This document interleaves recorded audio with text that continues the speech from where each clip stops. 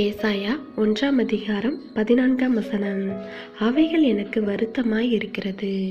கிறிஸ்துவுக்குள் அன்பானவர்களே, ஏசாயா காலத்து யூத ஜனங்கள் தங்களுடைய தவறுகள் குற்றங்களுக்கு விலகி தங்களுடைய வாழ்க்கையை தூய்மையாக வைத்திருக்க கவனம் செலுத்தவில்லை.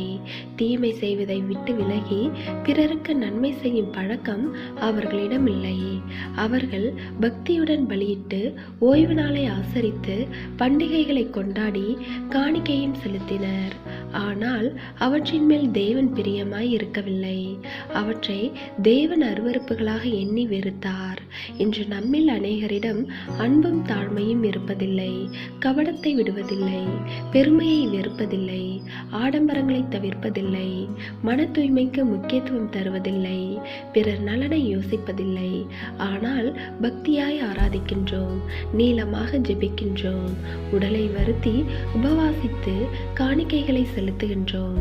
ஆனால் இவ்விதமான பக்தியை தேவன் விரும்பவில்லை.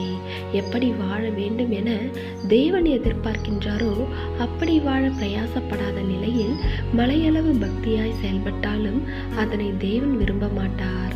எனவே தேவ பிள்ளைகளே, கர்த்தருக்காக 1000 செயல்களை நம் விருப்பப்படி செய்வதை விட அவர் விரும்பும் ஒரு செயலை செய்வதே பக்தியான செயலாக இருக்கும்.